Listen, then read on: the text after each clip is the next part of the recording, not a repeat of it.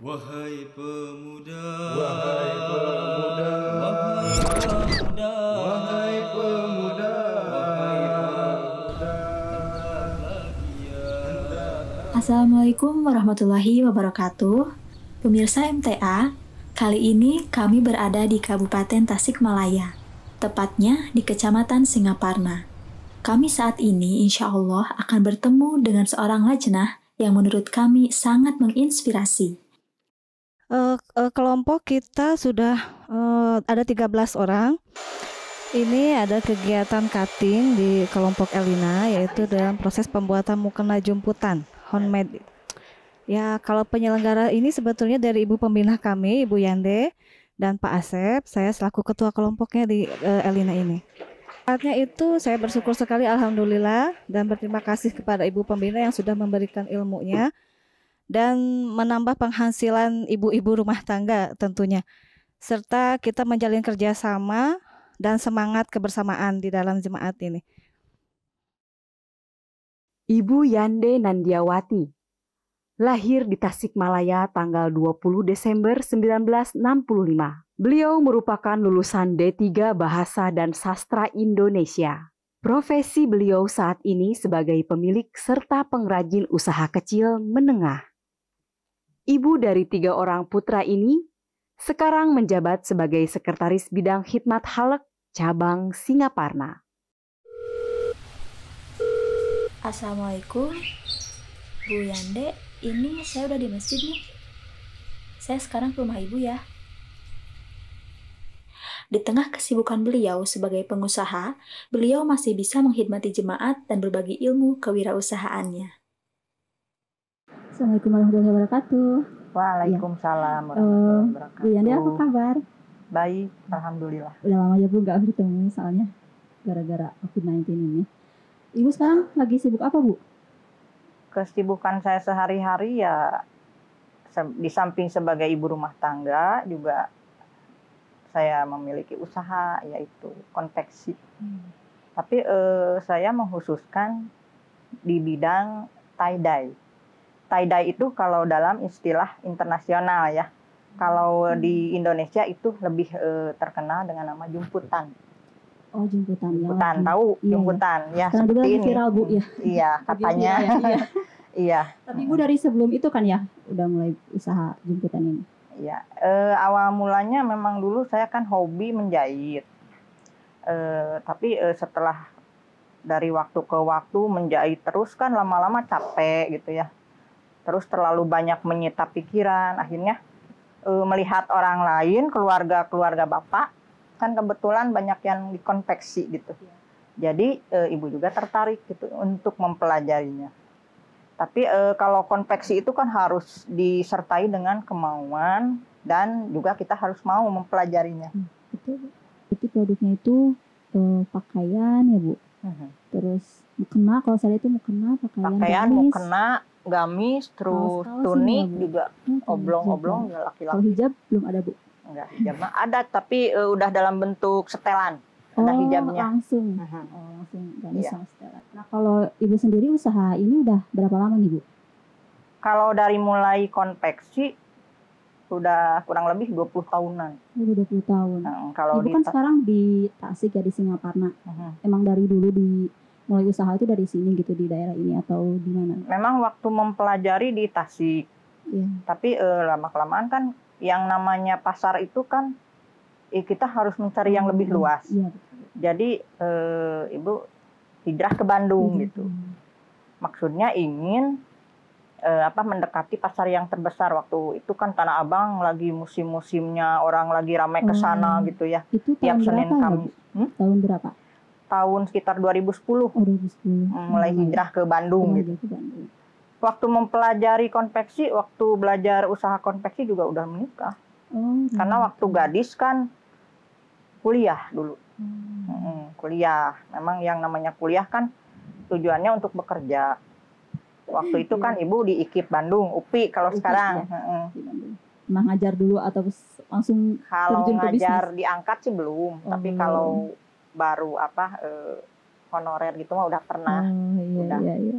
Tapi perasaan saya karena merasa tidak mau diikat, Jadi lebih senang ke berekspresi lewat seni jadinya ya. Iya. Mm, gitu.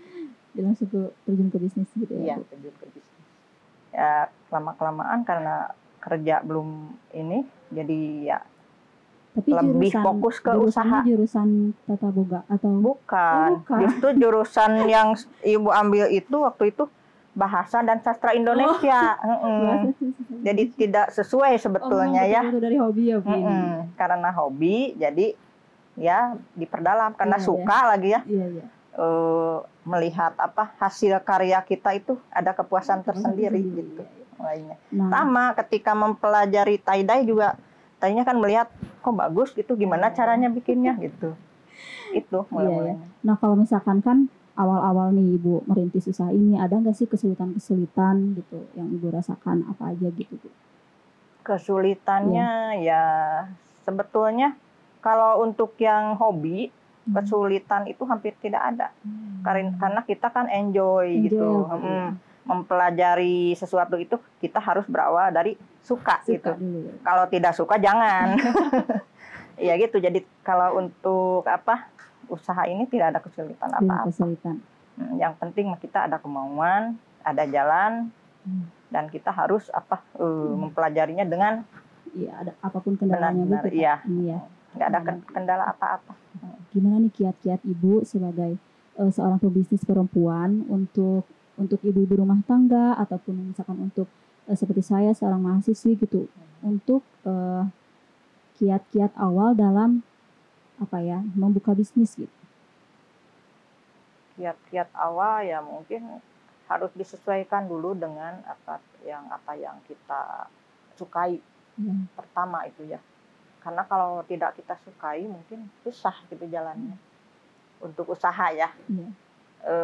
Seperti misalnya kan saya lulusan jurusan sastra dan bahasa dan sastra Indonesia. Tapi karena kurang berarti keguruan ya Bu? Kalau misalkan itu. Tapi karena saya belajar coba-coba berbisnis di bidang konveksi, akhirnya lebih ada milih gitu. Jadi kiat awalnya tuh yang pertama harus sesuai dengan kesukaan kita ya. Iya. Biar kita lebih lebih tekun mungkin. Lebih tekun dan lebih semangat. Dan tentu semangat kalau suka ya. Iya. Saya juga kalau ada model baru senang gitu. Dilihat terus. Bagus nih. Mungkin ini cocok lah buat model berikutnya gitu. Kan Ibu ini seorang figur ya Ibu. Baik itu kita di jemaat ataupun di luar gitu. Nah, Ibu juga dikenal di kalangan-kalangan mungkin pebisnis perempuan lainnya. Nah, untuk mungkin rekan-rekan kerja Ibu ataupun tetangga Ibu ataupun teman-teman Ibu, apakah tahu kalau Ibu Rahmadi? Tahu. Lingkungan di sekitar sini juga tahu kalau Ibu jemaat. Apalagi kalau di tempat kerja. Kebetulan kan karyawan Ibu ada yang dari Wanasigra, Hudam. Ada Ansor, ada 4 orang yang dari Wanasiga, dari Citeguh, dari Sukasari, yang bukan jemaatnya juga ada. Jadi kadang-kadang mereka yang jemaat tabligh kepada yang tidak jemaat gitu kan. Ada kelebihannya juga. Terus kadang-kadang suami juga bapak kadang-kadang kalau lagi istirahat itu suka tarbiyat juga gitu. Jadi tidak ada. Tapi respon dari rekan bisnis ataupun dari teman-teman Ibu gimana nih kalau misalkan tahu Ibu Ahmadi? Oh tidak apa-apa. Kalau masalah ini usaha ya di bidang usaha, masalah itu tidak terlalu diperhatikan. Kan banyak kita juga jual beli dengan Cina, dengan Kristen ya, dengan agama apa aja. Yang namanya bisnis mah ya bisnis gitu. Nah kan ini Ibu bisnis sudah lama nih Bu. Apa Ibu juga buka seperti kelas untuk belajar gitu misalkan untuk yang pemula atau apa? Kalau kelas untuk belajar di lingkungan di umum enggak, tapi Ibu membuka pelatihan produksi bagi ibu-ibu LI. Bagi ibu LI. Ya, disesuaikan dengan tugas sebagai khidmat al ya. Pesertanya banyak. Alhamdulillah ada sekitar 20 orang. 20 orang. Dibagi beberapa kelompok karena kan kalau terlalu banyak susah. Di sini tempatnya atau ada kelas ruangan? di mana aja. Jadi kadang-kadang keliling gitu. Kadang di belakang masjid gitu, kadang di rumahnya siapa gitu. Kadang di sini juga gitu. Nah, itu gratis atau gimana, Bu? Ada Ya namanya juga kan kalau di ibu-ibu LI itu kan kita penghormatan. Sesuai dengan tugas-tugas yang diberikan kepada seorang pengurus khidmat halak. Kan di sana ada laporan dalam bentuk pelatihan usaha, membuat kelompok-kelompok usaha itu. Jadi ibu sebisa mungkin merealisasikan itu dalam bentuk praktek. Ya, jadi ibu seorang pengurus, sekretaris khidmat halak. Khidmat halak. Nah, kan ibu tuh berbagi ilmu gitu. Bagaimana cara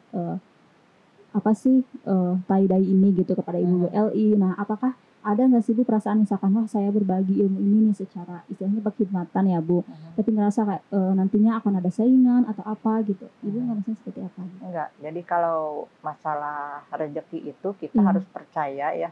Kalau rezeki itu kan Allah yang memberi.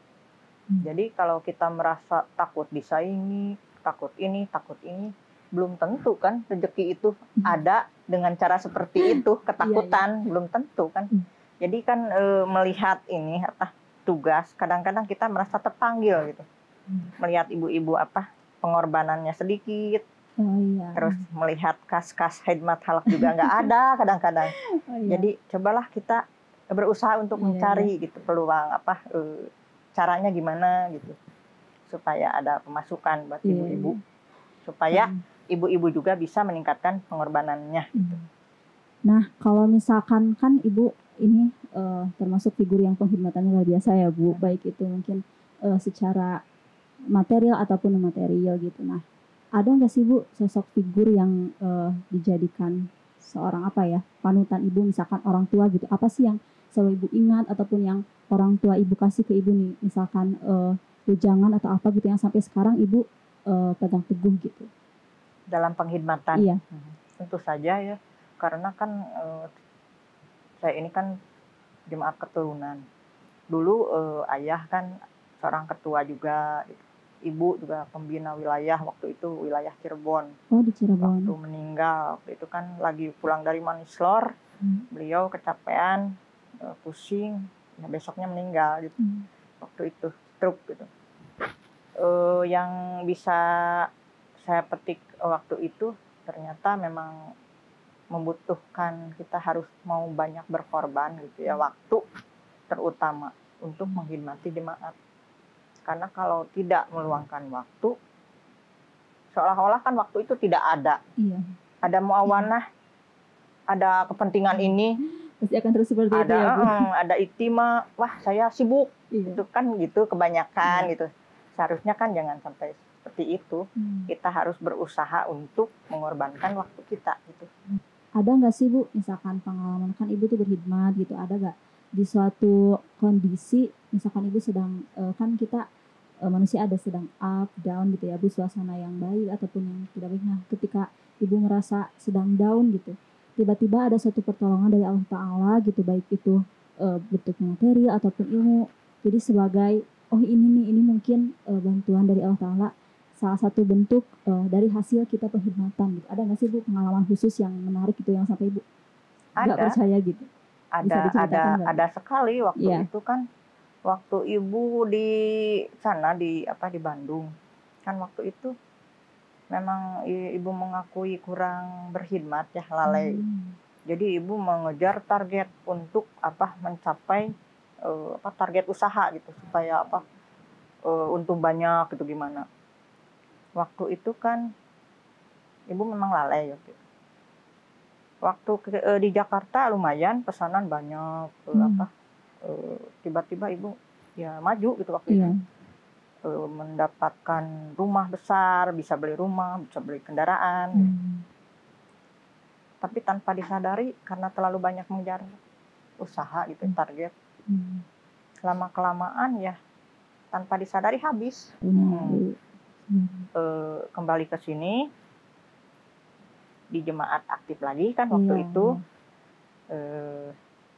Waktu itu saya bingung mau apa gitu di sini, nggak usaha Oh, gimana. waktu itu nggak ngelanjutin usaha? Belum. Udah kan waktu di Bandung waktu itu udah Udah maju. maju. Tapi karena memang apa gimana lah terbentur gimana, Iya. akhirnya habis. Ke sini nol lagi. Oh, kesini tuh nol Nol lagi. lagi. Itu teh Masya 4 tahun Allah, yang 4 tahun lalu. yang lalu. Terus waktu itu ya saya mencari-cari kain sisa gitu. Saya bikin baju apa gitu. Kain sisa dari Sisa bekas dulu waktu konveksian konveksi yang dulu. Terus saya jual gitu di Iya. teman-teman gimana. Yang penting kan bisa makan sama bayar candah waktu itu. Tapi tiba-tiba ada seseorang yang tidak dikenal nelpon gitu. Saya dari Banjarmasin katanya. Ini siapa? Ya ini Ibu Anu gitu. Bisa nggak Bu pesan gitu. Pesan apa? Tie-dye, baju, gamis. Boleh. Terus dia pesan 1 kodi. Emang sedikit ya 1 kodi, tapi ya saya kerjakan lah daripada kan Iya. lagi butuh namanya Iya. juga. Udah gitu udah dikirim, pesan lagi 100 katanya. Sekarang tingkatkan gitu. Terus pesan lagi 200, 1000 sampai 2000. Akhirnya sampai sekarang dia itu pesan terus. Ibu Padahal itu- sampai sekarang nggak kenal dia itu. Oh, Siapa? sampai sekarang. Tapi Belum kenal. sekarang juga masih beliau masih Masih pesan. Masih, Masya Allah. Terus waktu itu kan nggak ada modal. Iya. Dia transfer Oh, jadi modalnya. Oh, jadi langsung dikirim Iya. oleh yang Iya. pembeli itu ya, Bu? Ini Bu buat beli kain. Saya terus terang waktu itu Bu saya nggak punya modal. Iya saya yang modalin katanya gitu. Terus lama-kelamaan kan meningkat Iya, iya. omsetnya. Dia mau 1000 gitu. Itu Dia untuk transfernya juga dipasarkan lagi juga. meningkat lagi transfernya sampai 100 juta waktu itu buat produksi. Jadi karunia itu merasa Iya. datang Apa gitu yang Ibu rasakan waktu itu? Ya merasakan kasih sayang Allah Ta'ala. Terus tahun kedua di sini ya udah Ibu punya rekan bisnis. Alhamdulillah Ibu yang saya impikan waktu Iya. itu ingin jalsah ke yang ada hujurnya. Waktu itu ada yang ke Jerman. Udah aja daftar gitu. Langsung daftar ya, Bu. Alhamdulillah terlaksana. Terus yang ngajak juga kebetulan ke Kadian dulu, ke Jerman, ke Belgia, ketemu Masya hujur. Allah. Nah, kalau misalkan untuk pengorbanan sendiri nih, Bu, kadang kan kita kalau misalkan punya rezeki, takut habis atau apa. Nah, bagaimana Ibu dalam misalkan tidak, kalau saya lihat tadi kayak saya mah tidak peduli, misalkan tidak peduli tentang mengeluarkan berapa banyak.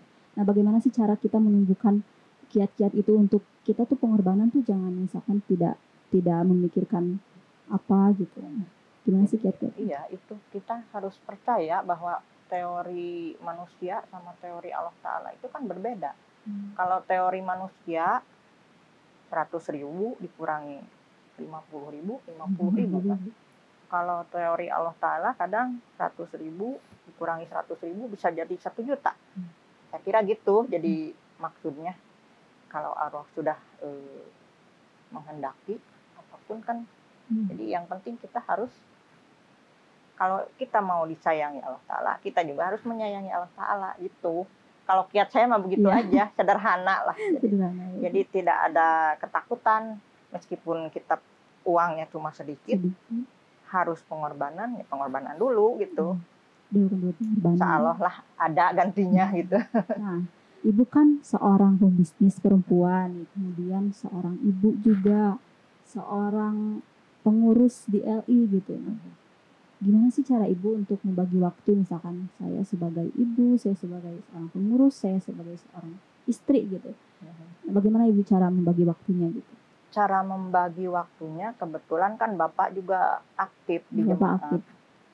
Dan anak saya juga kan sekolahnya di Al-Wahid. Jadi tidak ada kendala kalau dalam hal rumah tangga.